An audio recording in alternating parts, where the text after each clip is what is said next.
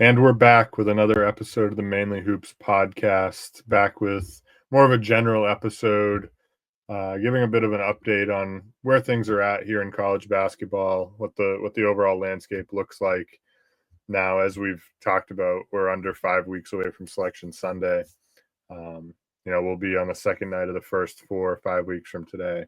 But it's on Tournament Eve, greatest day of the year tomorrow, at least in the college basketball world, 5 weeks from tomorrow. So pretty exciting stuff. However, don't want to rush through it. We got some games to recap quickly. Just going back to Saturday, as we haven't talked about some games in a while. Florida went on the road to Auburn. This spread, I believe, closed at like Auburn minus 8.5.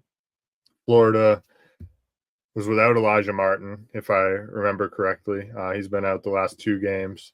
And Florida continues to just impress. They've blown away, I think, many people's expectations. Took down an Auburn team on the road who rarely loses at home, 90-81. Just a very, very impressive victory here for Florida, especially without Martin.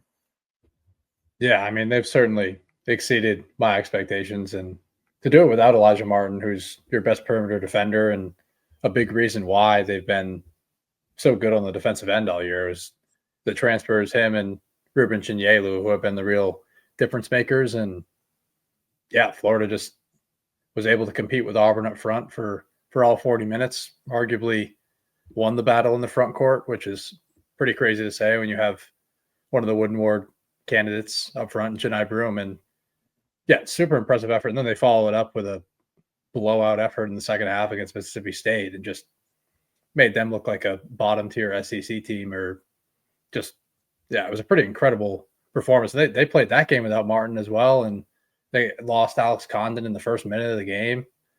And he's arguably their best big man. So it's a pretty crazy run they're going on right now. Yeah, the start to that second half last night against Mississippi State was something to behold, really. I mean, they went, 17-0, I think, to start the half after being down 1 at halftime. I think it went from 34-33 to 50-34 in like 3 minutes.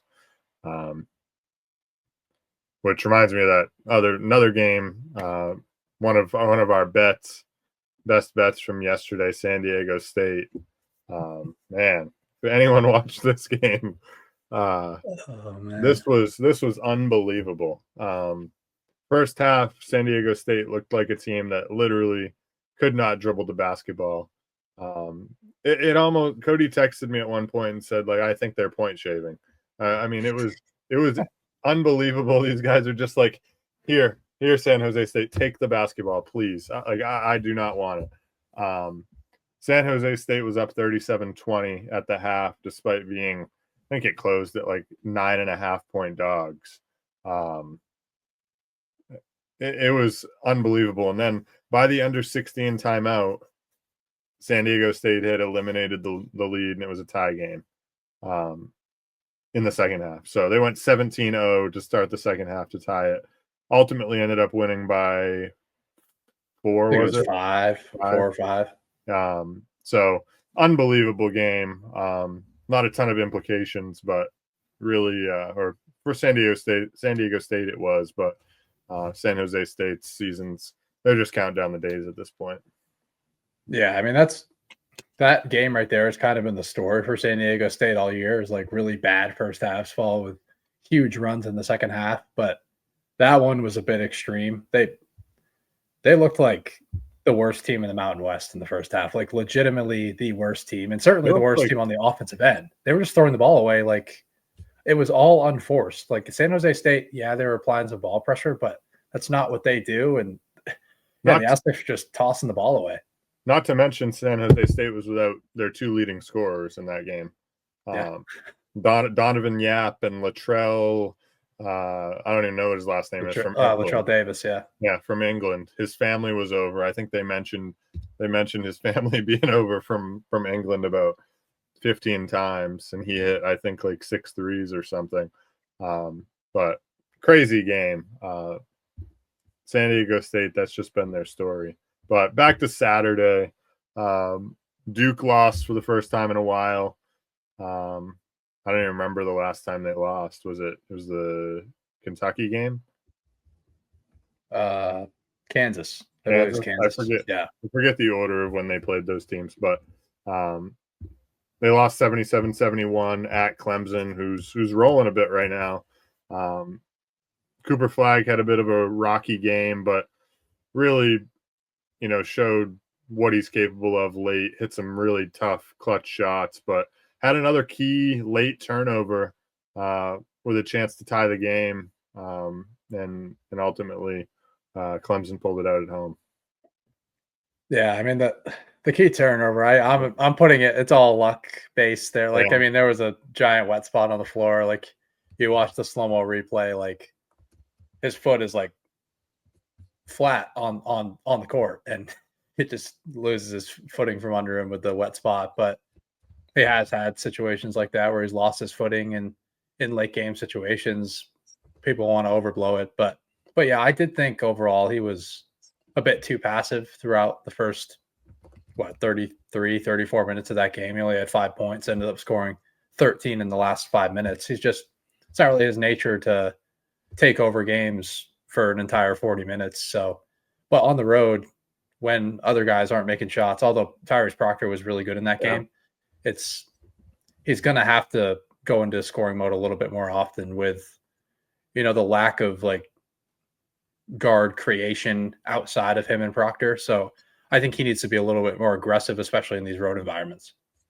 Yeah, I agree. But to the Clemson side, not only on Saturday, but then again on Monday, played UNC at home, took down both Blue Bloods. UNC, we'll talk about them in a second. We'll give them a minute or two of screen time. They've been terrible, but Victor Locken has looked like Victor Locken Curry for the last few days. He hit 4 threes in the first half against UNC. He's been unbelievable the last 2 games, which has really elevated Clemson's game.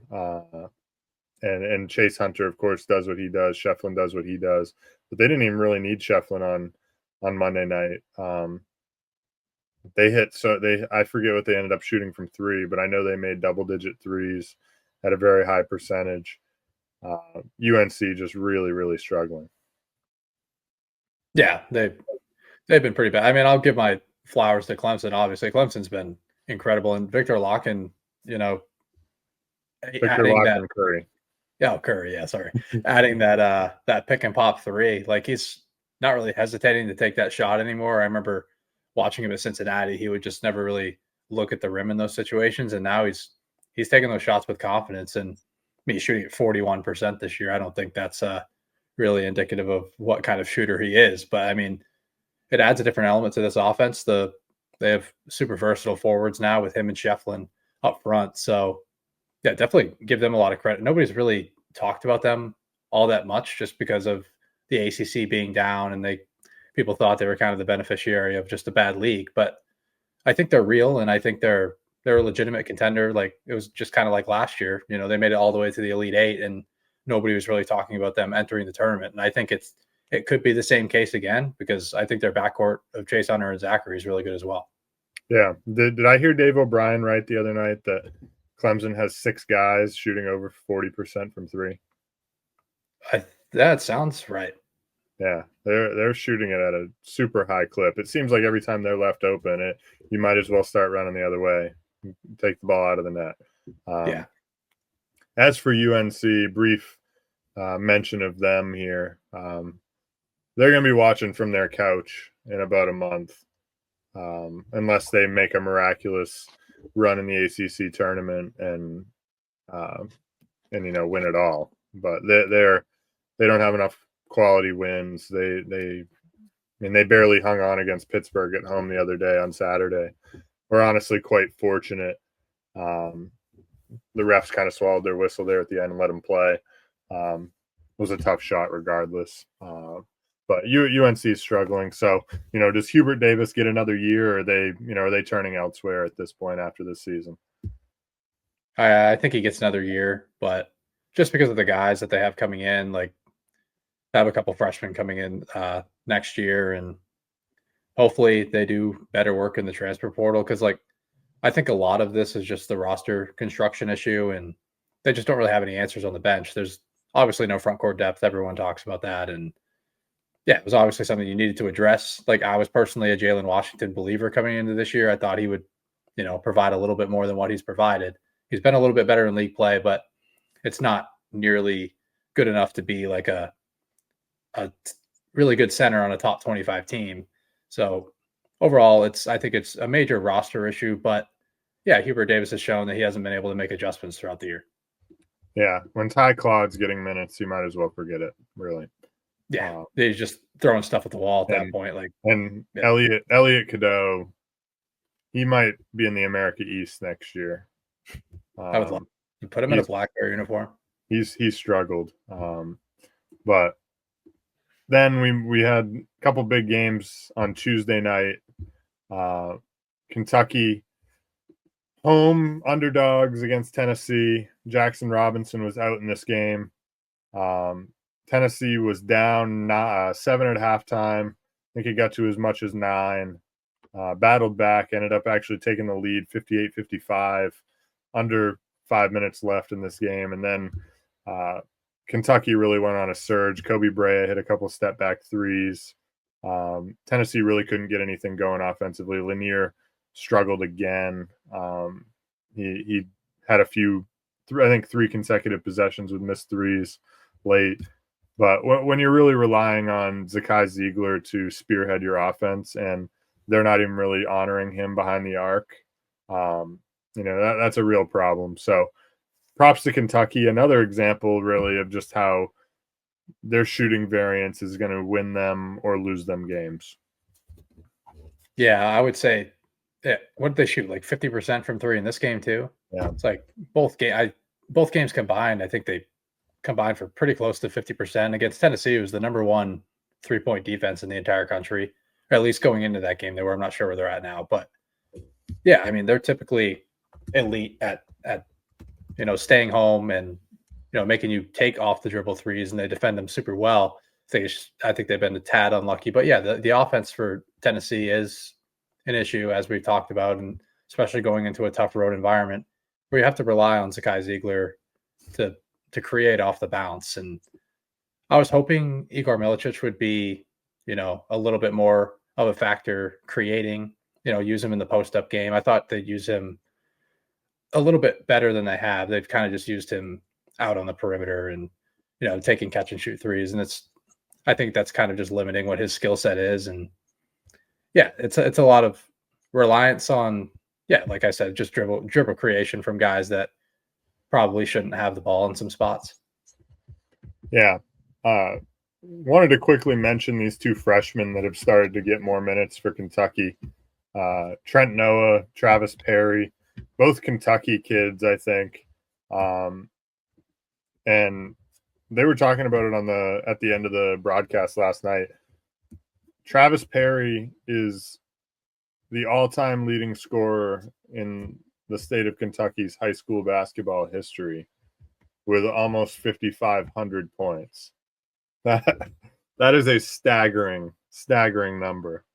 I mean, I don't even know what to say. I heard that, and that because this was on the heels of them talking about Trent Noah, who had scored over 3,700, and I was like, whoa. And they're like, yeah, and then his counterpart freshman had over 5,400. Like, those are unheard of numbers.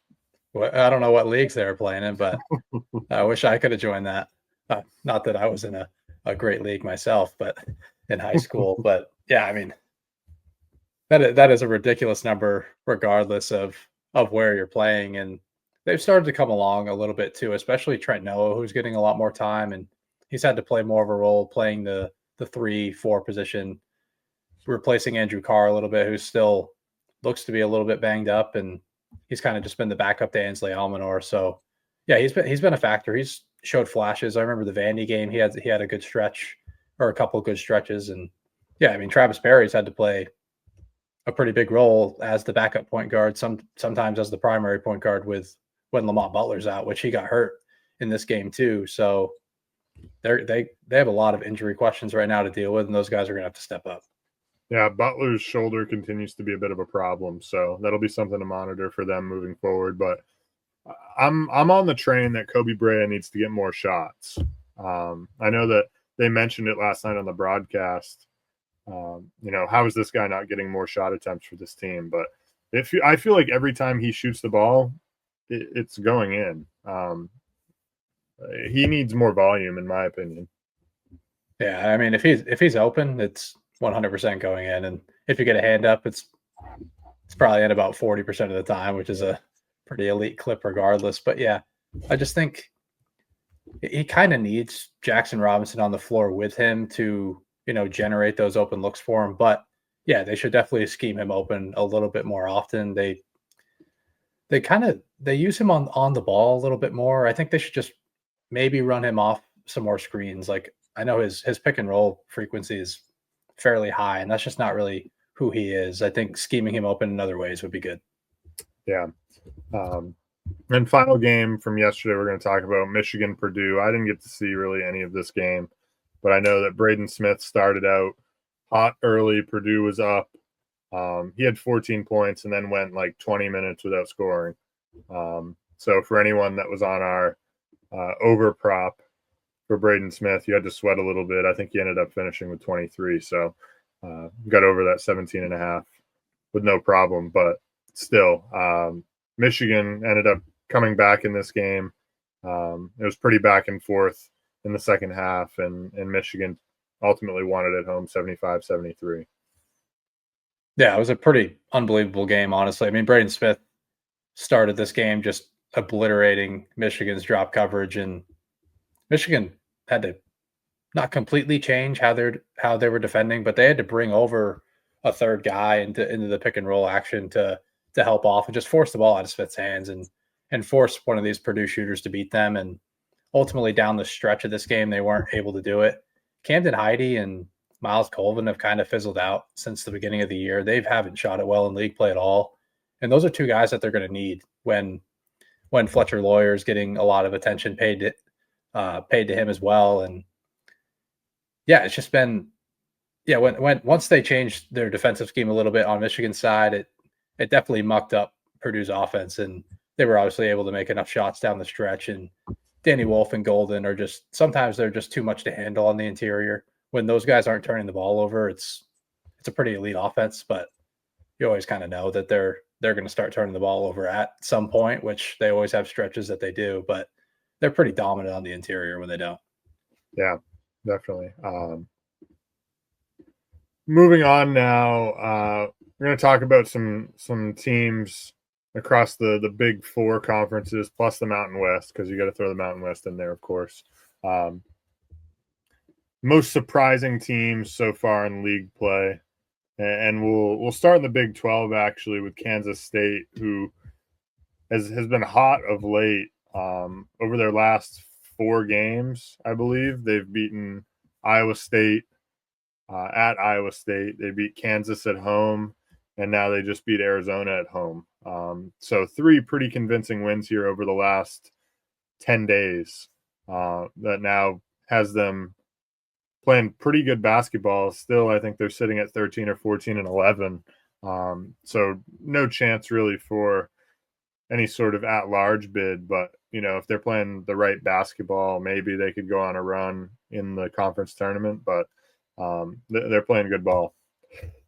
Yeah. I mean, I think they're actually kind of starting to get into the discussion for at-large, like probably a ways out, probably like 12 or 13 teams away before they're in the mix. But yeah, it's been a pretty impressive flip from what they did in non-conference to league play. Sometimes teams just need a complete reset for whatever reason. And this team obviously had a lot of things to work out. When you bring in guys like Doug McDaniel and Coleman Hawkins, they're extremely volatile players who really didn't play well to start the year and still haven't really been all that efficient shooting wise. Like, it's going to take time.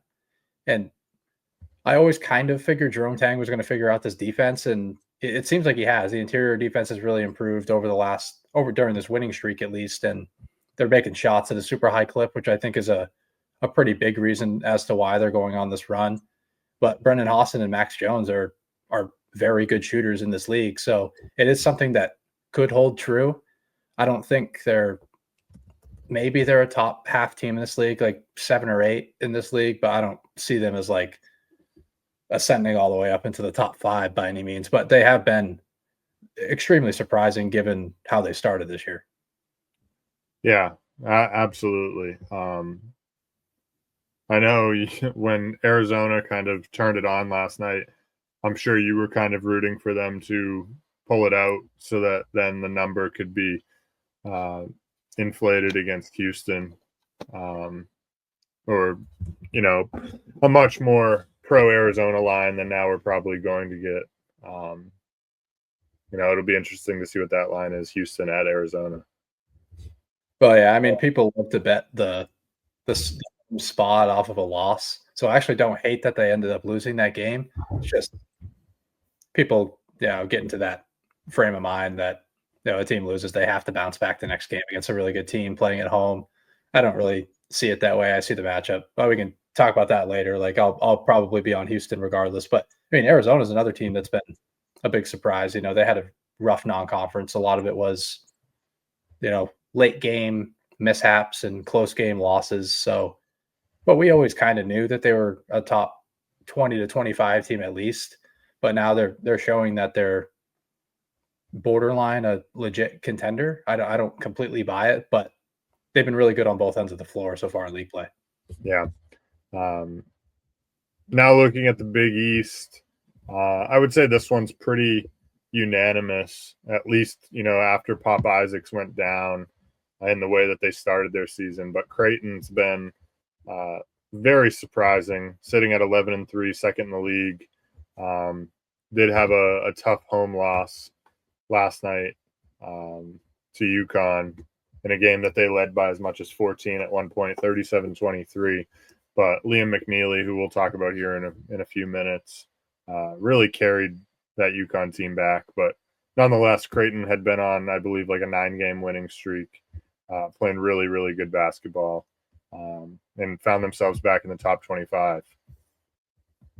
Yeah. I mean, granted that it's tough to kind of tell how good a team really is in this league. Like, St. John's and Creighton have gone on unbelievable runs in this league, playing against some subpar teams that don't really have a chance at making the tournament. But I thought Creighton was pretty much dead when Pop Isaacs got hurt.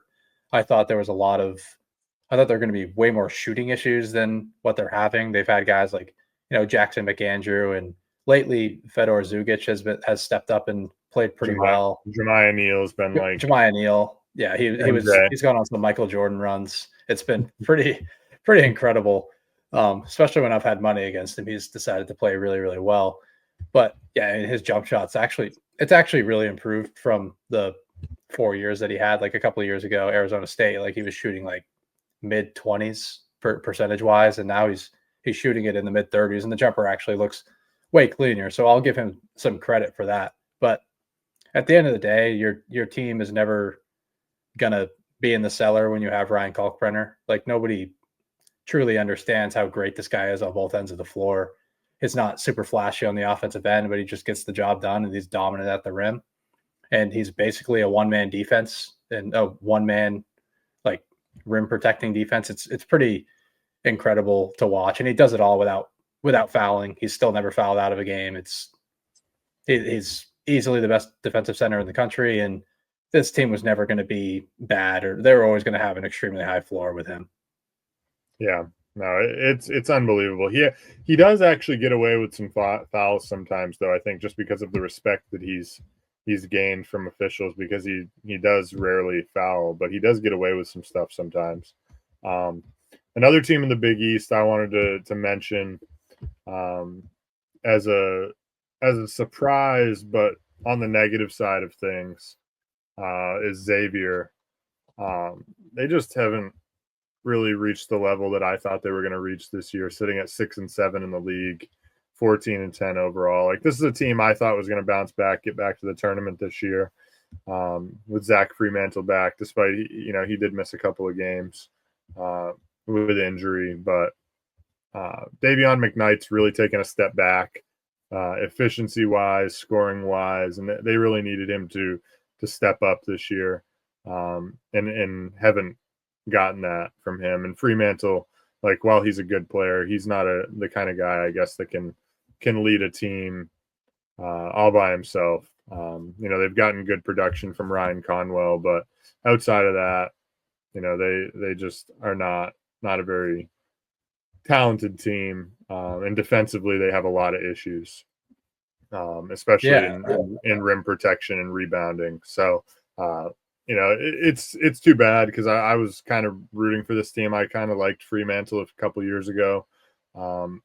He's a fun player that can go on some fun offensive scoring stretches, but they're just not very good. Yeah, honestly, the offense has been more of a surprise for me. I thought they were going to be a really good offense, and they shoot the ball super well. They just don't really use that to space teams out and score inside the arc at a high clip. That they actually don't take a high volume of threes, despite some of the shooting that they have on this roster. Albeit some guys got hurt and a lot of other things got shook out. And when you play Fremantle at the 5, obviously on the defensive side, you're not going to be as great with not having any sort of rim protector. Even on the entire roster, they don't have one. I thought the loss of Lassina Traore in the preseason was basically what was going to take away this team's floor or ceiling, whichever way you want to call it. Like, I thought he would give this team a really good defensive foundation. It just hasn't really been there, and they've kind of had the scratch and claw, and they've had to play like pretty perfect basketball to beat the top tier teams, and they've done it a few times, beating UConn at home, but besides that, not really any marquee wins. Yeah, no. Now the Big Ten, Michigan's been a surprise, sitting now at the top of the conference after beating Purdue. They were both sitting at, or I think Purdue was sitting at 11-2. Michigan was 10-2 going into last night's game. Now Michigan 11-2, Purdue 11-3. Michigan on top of the conference, 12-0 at home this year. They're on a five-game winning streak, just playing good basketball in their first year under Dusty May, who basically brought in an entirely new roster, aside from Namari Burnett stayed. Is that Will it? Cheddar too. Will Cheddar. But outside of that, a completely new roster of guys that had never really played together. So pretty impressive what they're doing, despite the Big Ten kind of being one of those conferences that I'm not super high on. But yeah, it's more just a surprise that they're at the top of the Big Ten standings. Like, coming into the year, I thought they were going to be a good team. I thought they had a ton of balance. Dusty May, with the roster that he brought in, and the defensive scheme that they play, bringing in Vlad Golden, I thought was a pretty big piece. He brought him from FAU, and he can play that drop coverage defense and have a super high floor, cut off all of the shooting threats on the other side. And yeah, he's just displayed great balance within all of his teams, even the FAU teams that he had. Were never really had a flaw on either side of the ball, but besides maybe the defenses last year. And Danny Wolf has really been the biggest surprise, I guess. I mean, he was really, really good at Yale, but he's kind of ascended right away into, one of the best forwards in all of college basketball. So he's really created a pretty high ceiling for this team now. I completely agree. Another team in the Big Ten to me that's been pretty surprising is Wisconsin.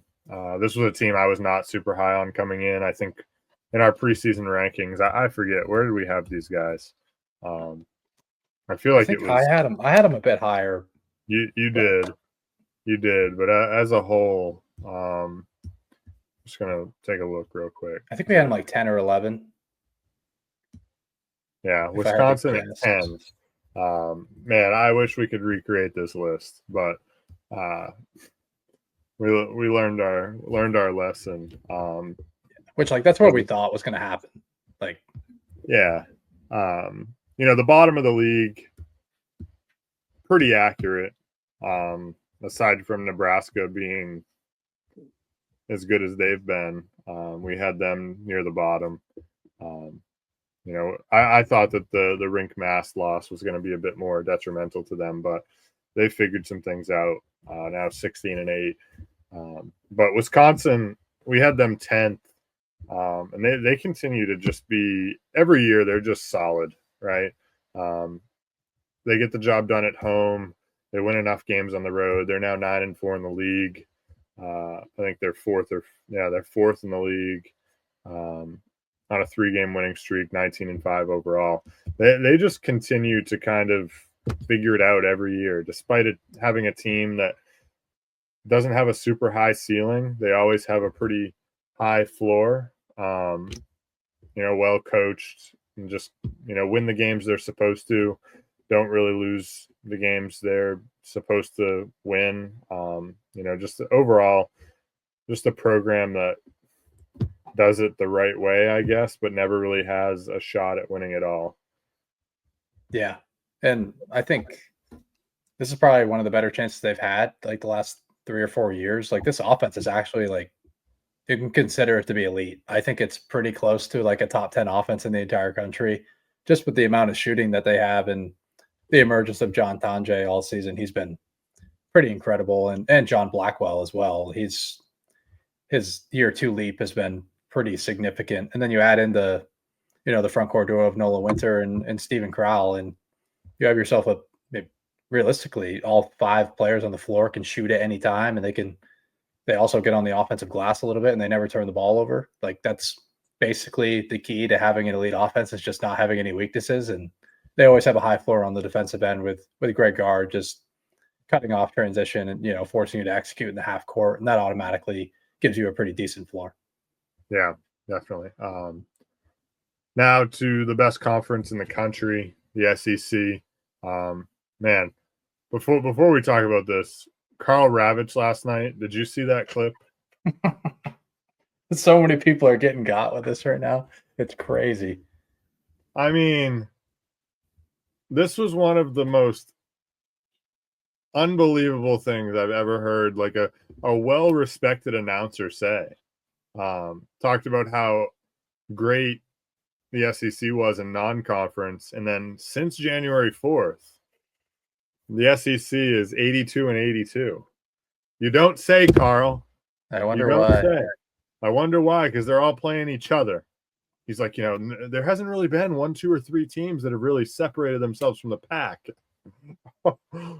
I felt bad for him hearing him say it. Like, I'm like, this guy is just off this rocker. It's crazy. Because earlier in the year, Archie Miller got caught with this. He was in a post-game press conference for URI. He was saying, like, people were talking about how good the SEC is, but since January 4th, they're only like, whatever it was at the time, they're only like 51-51 so far this year. It's like, I don't know how people are getting got with this so much, but I mean, at first, like maybe it throws you off guard if you're not like really paying attention, but or if you don't have half a brain, like yeah, but he's been in the business for a while. He should probably know a little bit better than that. Karl Ravitch, a baseball guy, anyway. Yeah, true. Go back to baseball. But SEC, most surprising team has to be Missouri here. Looking at improving to 7-4 in the league, 18-6 overall tonight. If they can take down Oklahoma, which they look pretty good at halftime here. They're playing really good basketball. Got a lot of different lineups they can throw out there. Pretty well coached. Sitting in the top 25 now. So, and they've been there for a few weeks. So, really impressive what Missouri's doing. Yeah, and Dennis Gates is carrying on Leonard Hamilton's legacy as he's a Hamilton disciple, just throwing out 12 or 13 guys every game. You never really know who he's going to throw on the floor. And I actually do think there's some real elements to this team, especially on the offensive end. They don't do anything poorly. Like I was talking about with Wisconsin, if you don't have any weaknesses, you don't like defenses can't scheme anything to, force you into bad shots or anything like that. But like Missouri, they don't turn the ball over. And I mean, they shoot the ball super well with Bates and Grill and other guys. Jacob Cruz has been an interesting development there. He comes off the bench once every 5 games and lights it up. It's pretty crazy to watch the amount of guys that they have on this team, and they actually get to the free throw line at an elite rate. So it's super impressive what they've done. I still have my reserves on this defense. As Gates likes to switch his defenses up a little bit too often, I think, and he plays a lot of zone, which I think it can confuse some teams. But overall, I don't see them as like a top 40 to 45 defense where they're being rated right now. I do see there could be some regression in that area once teams start making a few more shots against them. Yeah. I don't know what to really make of this team because I haven't really bought in fully, but they do have a lot of dudes that can play. May continue to just play well, and the longer the season goes on, I'm like, okay, it feels oddly similar to South Carolina last year for me. Different styles, but like in the sense that I never really bought into South Carolina. They ended up being a 6 seed and lost in the first round, if I remember right, to Oregon. But I never bought into what they were doing, despite, they were winning a bunch of games in the league, way over what was expected, similar to what Missouri's doing. So I don't know what to make of it. Yeah, I'd like to think this team's a little bit more real than that South Carolina team. I think it was like pretty much a consensus that South Carolina wasn't very good, and they were the beneficiary of a pretty generous schedule in the league. If I remember correctly, they didn't have to play very many of the elite teams away from home outside of getting absolutely destroyed by Auburn. That's one game I remember they lost by like 45. But yeah, I think this Missouri team's a little bit more real. I think the offense is actually a pretty elite unit. I consider it a top 20 unit. So, and I think that's going to play up around tournament time as well. Yeah. And another team, just wanted to mention on the negative side of things, Arkansas. We've talked about them enough, but really just a down year for them, especially for what was expected, sitting at 3-7 in the league, 14th in the conference right now. Just not a very good year for them at all, despite Calipari coming over. So they have some work to do this offseason. Yeah, for sure. I mean, playing a bit better lately, but yeah, overall it's been pretty much a disappointment. But can I throw Texas into the mix? Is that allowed here? I mean, it's been pretty ugly, honestly.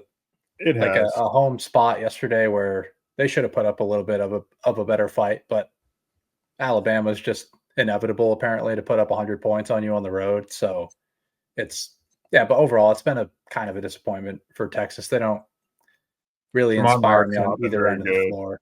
No, he hasn't. He just doesn't really fit. I think it's just too much ball dominance on the perimeter, and none of them play off of each other really well, which was the concern on the offensive end coming into the year. And in SEC play, you need to rebound the ball really well if you want to compete, and that's been a problem. So maybe once they get outside of league play, I think maybe they could go on a little bit of a run if they can find their way into the tournament.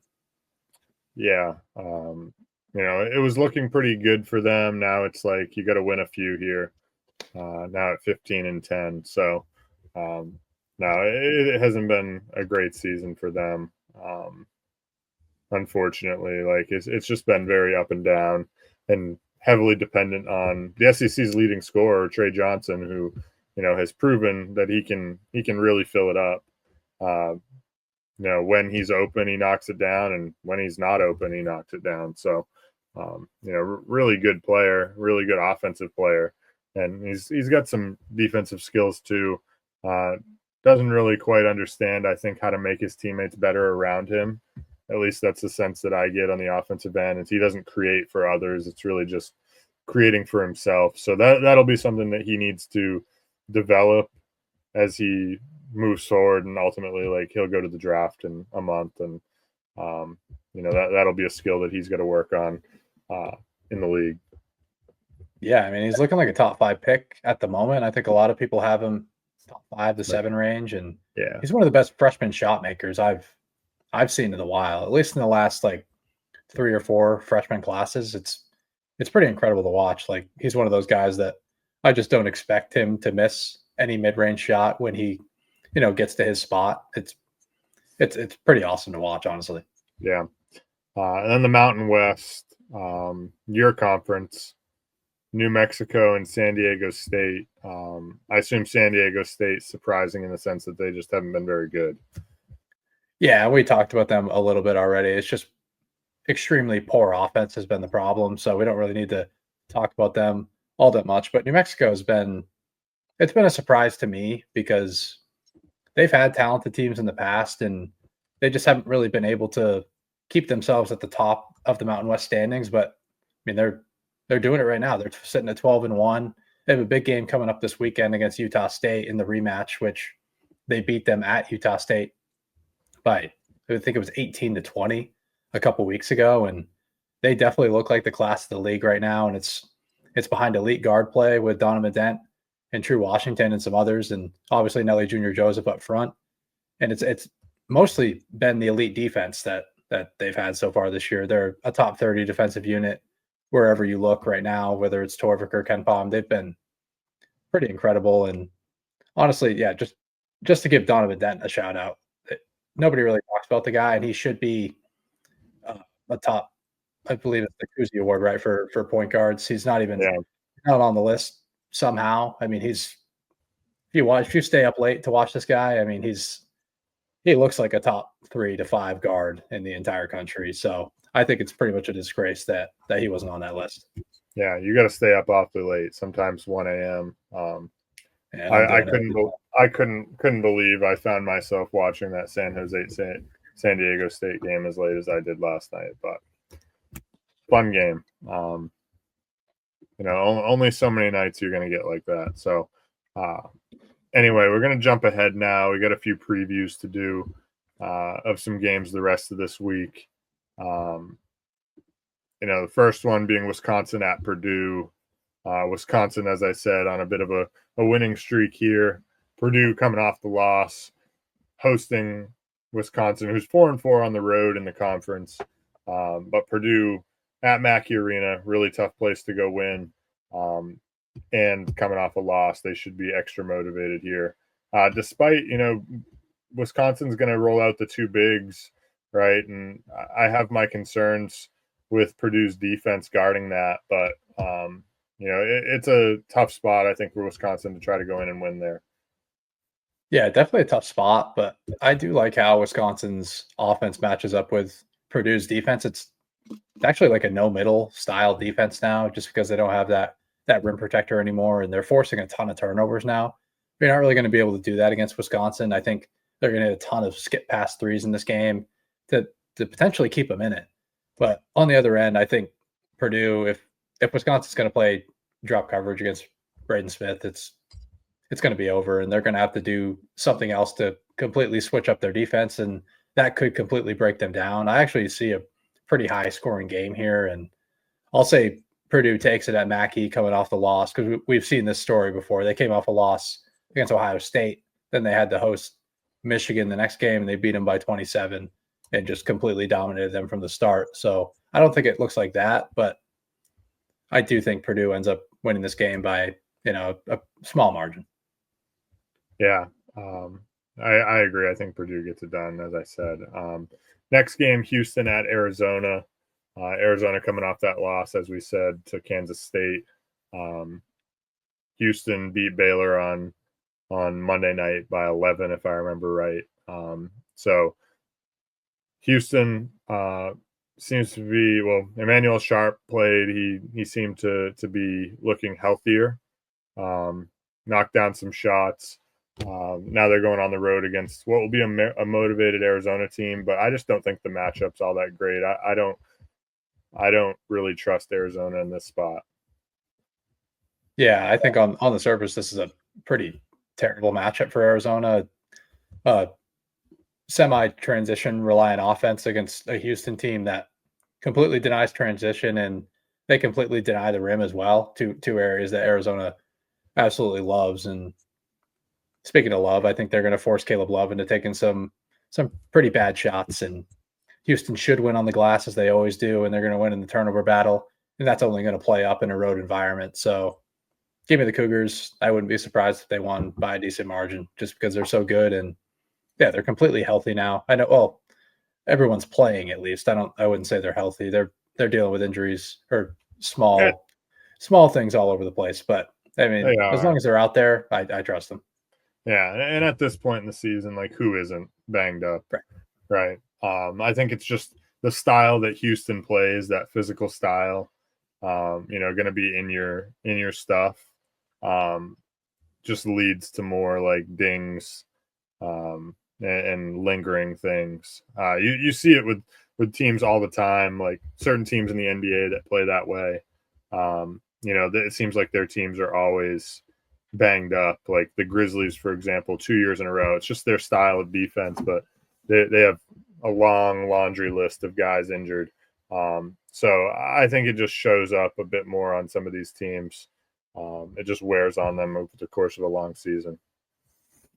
Yeah, I would agree. And it is upsetting that that's the way it is, because I thought this Houston team the last couple of years had just as good of a chance as anybody to win the title. So I hope they stay healthy and go on a run, because I think Kelvin Sampson deserves it. I think that entire roster deserves it as well.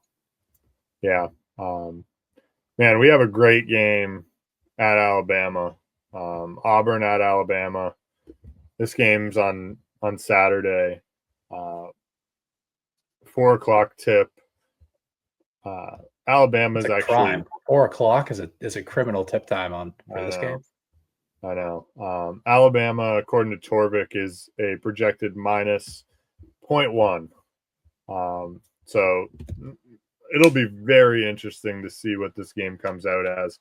If I had to guess, Alabama -1 maybe, just being at home, but we'll see. Both teams are obviously, aside from the loss by Auburn last weekend at home to Florida, both teams are red hot. Alabama's up to number 1, or Alabama's up to number 2 now, right? They're 21-3, I believe. Really rolling. So this should be a really, really entertaining game. Yeah, this is going to be a super fun game. Arguably the game of the year. I think we've said that a few times this year, but the number 1 versus number 2 matchup, I think it's the first time in SEC history that this has ever happened. And my gut says Auburn's going to win this game on the road. I think their post-up offense is going to be a little bit too much for Alabama in this game. And on the defensive end, they deny catch and shoot threes at an elite rate. And their rim defense is really good too. I think they can kind of slow down this Alabama offense, which I think is going to be enough, just since Alabama's defense isn't necessarily elite. And like I said, I think the post-up game is going to be massive here. It's just kind of on the surface gut feel, but I do think Auburn scrapes this game out. Yeah, I would say I'm on the Auburn side as well. But then again, you never know. This Alabama team could shoot at 17 for 29 from 3. I think what's really going to maybe come back to haunt Alabama is they've been turning the ball over at kind of a high clip. They don't have a true primary ball handler, right? Like Sears has acted as that guy, but he's really more of an off-ball guy. Same thing with Aiden Holloway.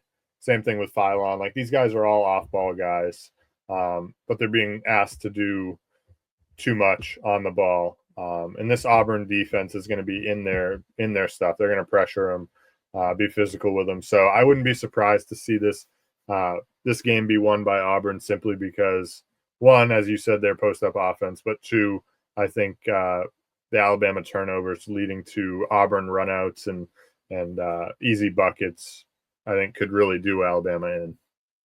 Yeah, for sure. And then just one thing about Mark Sears is, like, I've seen a lot of people comparing him to Jalen Brunson, and it's just not true. It's not even remotely close. I understand Nate Oates manipulates his play style, and it's all rim and three, and there's no mid-range creation. I would have to go back and look at his numbers at Ohio to really decipher that. But the feel for the game, it's not even close to the same. Jalen Brunson, like I said, just the elite mid-range creation and the craftiness inside. There's no craftiness to Mark Sears' game. It's get downhill and score at the rim. He's more explosive at the rim and, getting downhill. It's just, I just don't really like the comparison. Just because they look similar and have similar builds and they're left-handed does not make him Jalen Brunson. Like, we just need to stop. It's just a lazy narrative. Like, let's please pick somebody else. It's not a close comparison. No, it's not. I've seen it all over the place too. It's bad. Yeah. It's stupid. Next game, Mississippi State at Ole Miss. Ole Miss, we maybe need to start respecting a little bit more. Just continue to play pretty solid basketball. I don't know what their record is up to now. They're sitting at 19th in the country right now, 19-6. Playing really steady, I guess is the way to put it. Like, maybe a little bit of luck on their side in some of these games that they're winning, especially the close ones the other day at LSU. But they're going to be hosting Mississippi State here in a rivalry game. Ole Miss projected -5. I would say probably Ole Miss is going to take this one, just being at home. But you never know in a rivalry game. These games are always going to be close.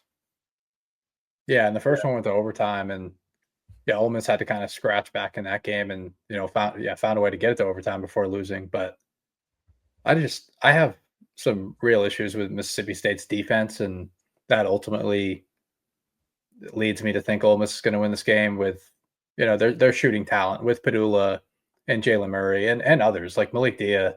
He's been on and off, but had a good night against South Carolina tonight. So crazy, 12 straight. Yeah, I mean, the shot making on this team, there's a lot of talent there. It's just other things that they don't do necessarily well. But I think they set up pretty well on the surface to have a good day on the offensive end. And yeah, I don't like the feel of this Mississippi State roster right now. Like Chris Jans, his teams are always predicated off of their defense, and that's easily their worst unit right now. And the offense brings me some concerns as well. When they're not making shots, they don't really have many other spots to go. Yeah, for sure. And then last game on Saturday, Michigan State at Illinois. Illinois projects here at close to -7.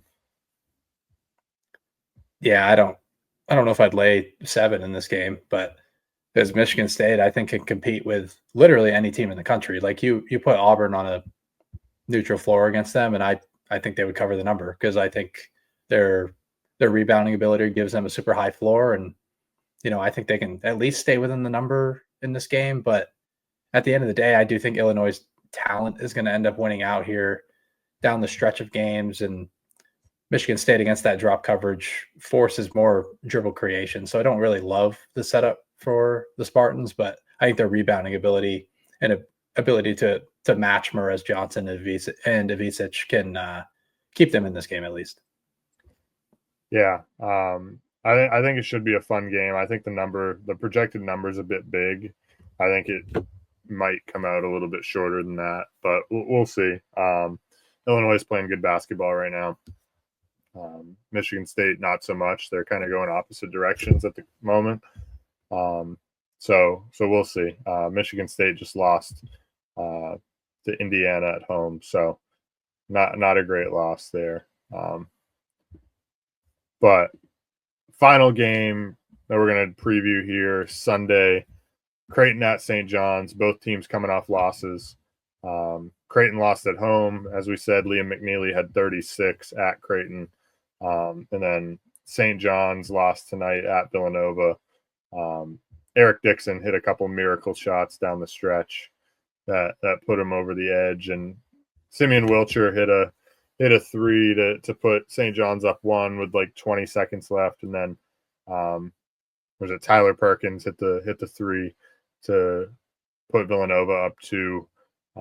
Ultimately, that was the last bucket of the game. So big win for Villanova, but St. John's going to be headed back home here off a loss. Creighton headed on the road after a loss. I like St. John's in this spot. I just think that off the loss. Their defense, I think Creighton's a little bit overrated.